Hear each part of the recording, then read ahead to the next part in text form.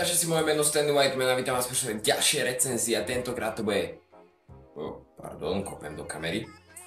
A tentokrát to bude recenzia na Spiritov album Y, teda dvojalbum, teda dva albumy, teda Y. Mike Spirit oznámil svoj druhý solo album už niekedy v roku 2013, ale ten sa dočkal svojho vydania až v roku 2015, kedy začiatkom jary, konkrétne v marci, vyšiel Čierny Y.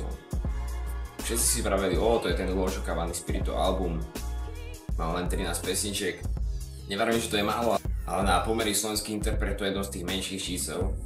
A potom na sociálnych sieťach sa začali objavovať rôzne také špekulácie o tom, že Spirit pripravuje hneď druhý album a ten nakoniec naozaj vyšiel, a to konkrétne v máji minulého roku. Teda Spiritovi sa podarilo vydať netradičný slovenský dvojalbum, hoci koncept Y je v podstate symbolika yin-yang, teda rovnováha čiernej a bielej.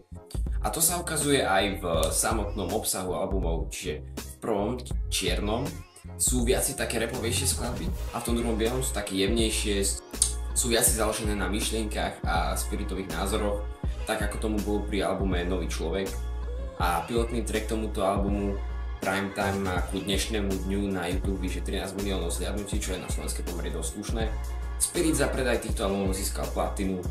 V priebehu prvých 2 týždňov od vydania albumu Čierny Y sa s neho predalo vyše 15 000 kusov, čo je nehorázne číslo na našu krajinu.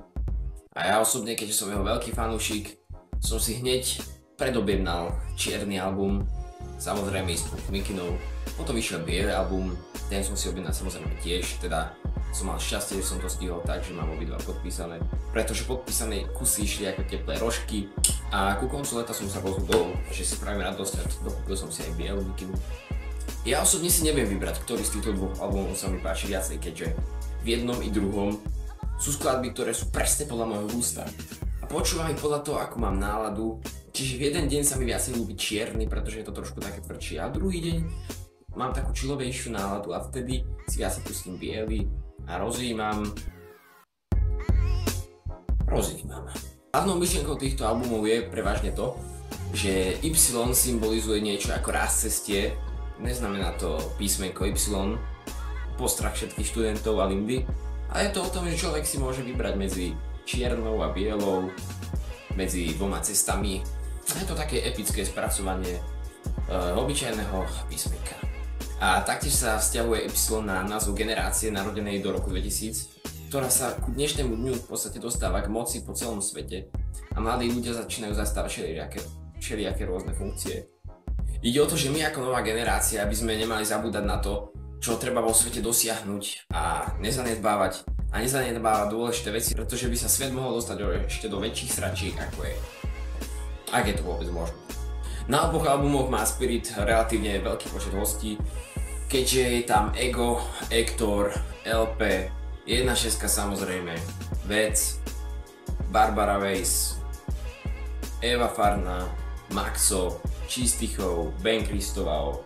Čiže čo sa týka spoluprác, by tento album mohol zaujať pomerne veľké množstvo ľudí. Mne sa taktiež veľmi páči dizajn týchto albumov, keďže je to čosi ako skladačka, pretože môžete dať dokopy buď Spiritov tvár, alebo znak Y, čo je veľmi teda podľa môjho názoru pekné. A kebyže mám vypichnúť 3 najlepšie skladby z týchto dvoch albumov, jednoznačne by to bol Zbojník, Primetime a Svetla. Tak, čiže to by bolo možno na dneska asi všetko. Ak sa vám táto recenzia páčila, určite to podporte lajkom. Ak ste niekto nový na tomto kanále, dajte tam odber. Určite sa pozrite na moju Let's Play z GTA 5 a vidíme sa pri ďalšom videjku. Nazdar! Aj, čus!